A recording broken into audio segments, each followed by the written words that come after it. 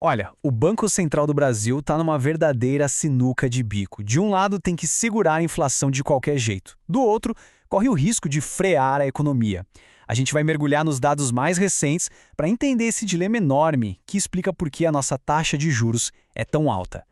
Pois é, essa é a pergunta que não quer calar, né? Todo mundo, de economista a empresário, passando por todo cidadão, está se perguntando a mesma coisa. Se a economia já dá sinais de que vai andar mais devagar, por que raios os juros continuam lá em cima? Bom, é exatamente isso que a gente vai investigar agora. E a resposta começa aqui, com o número 15%. É isso mesmo, essa é a nossa taxa Selic, a taxa básica de juros da economia. E ela não está nesse patamar por acaso não, tem um motivo bem forte por trás disso que a gente vai desvendar juntos. Certo? E para a gente entender de onde vem esse número, o primeiro passo é olhar para quem toma essa decisão tão importante, o Comitê de Política Monetária, mais conhecido como Copom. Imagina só o desafio, é um equilíbrio super delicado. O pessoal do Copom, que é quem define os rumos da nossa política monetária, bateu o martelo. Tanto em julho quanto em setembro, a decisão foi manter a Selic em 15%. E olha, essa foi uma decisão que deu o que falar. Tá, mas na prática, o que é essa tal de Selic? Pensa nela como a ferramenta principal na caixa de ferramentas do Banco Central. É bem simples. Quando o Banco Central sobe a Selic, o crédito fica mais caro para todo mundo. Isso desestimula o consumo e, em tese, ajuda a segurar a inflação. Se ele baixa a Selic, acontece o contrário. A economia tende a se aquecer. Ok, agora a gente chega no X da questão. O que de fato levou o Copom a cravar o pé e manter essa taxa lá no alto? Vamos ver quais foram as justificativas deles? Bom, o comitê listou 4 preocupações principais. A primeira é um pouco técnica, mas é crucial. As expectativas de inflação estão desancoradas. O que isso quer dizer? Basicamente que o mercado não está botando fé que a meta de inflação vai ser atingida. E essa desconfiança, por si só, já joga a inflação para cima. Além disso, as projeções futuras de inflação continuam elevadas. O terceiro ponto é que a atividade econômica, no geral, ainda está aquecida, o que pressiona os preços. E, por fim, o mercado de trabalho. Com mais gente empregada, o consumo aumenta e, adivinha, mais pressão na inflação. Para a gente visualizar esse dilema, vamos pensar numa balança.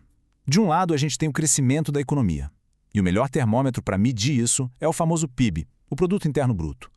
Olha só a história que esse gráfico conta. A gente vê bem o tombo de 2020, né? Menos 3,3% no auge da pandemia. Depois uma recuperação super forte de quase 5% em 2021. Mas o ponto que acende o alerta é o que vem pela frente. As projeções indicam uma desaceleração bem forte do crescimento, chegando a apenas 1,5% lá em 2026. E isso, claro, pesa muito na decisão. Agora vamos olhar para o outro prato da balança. Lá está a grande vilã da história no momento, a inflação. Vamos dar uma olhada no comportamento dela e, principalmente, no que se espera daqui para frente. Este gráfico aqui, olha, ele é a chave de tudo. A gente vê aquele pico absurdo da inflação em 2021, batendo mais de 10%. De lá para cá, ela veio caindo, o que é ótimo. Mas repara na linha preta, que é a meta oficial, ali na casa dos 3%. Agora, olha as projeções. Mesmo lá em 2025, a previsão é de uma inflação de 4,6%, ou seja, bem longe da meta. É isso, exatamente isso, que tira o sono da equipe do Banco Central. Então aqui a gente resume o dilema. De um lado, o PIB, o crescimento, que já tem previsão de desacelerar. Manter o juro alto pode pisar ainda mais no freio. Do outro lado, uma inflação teimosa, que insiste em ficar bem acima da meta. É um verdadeiro cabo de guerra e o Banco Central está bem no meio, puxando a corda. Diante de um cenário tão complexo, com tanta incerteza, qual é o caminho? A estratégia do Banco Central pode ser resumida em 2 palavras que eles repetem bastante: cautela e vigilância.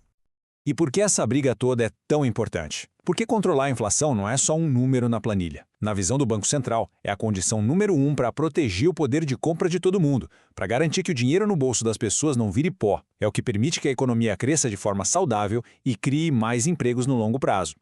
E essa frase que vem direto do comunicado oficial deles resume perfeitamente a postura. Conduzirá a política monetária com cautela e vigilância. Traduzindo, nada de movimentos bruscos. Cada passo é pensado, cada dado é analisado. A mensagem que eles querem passar é bem clara. A prioridade total agora é colocar a inflação de volta nos trilhos. E tudo isso nos joga de volta à pergunta fundamental.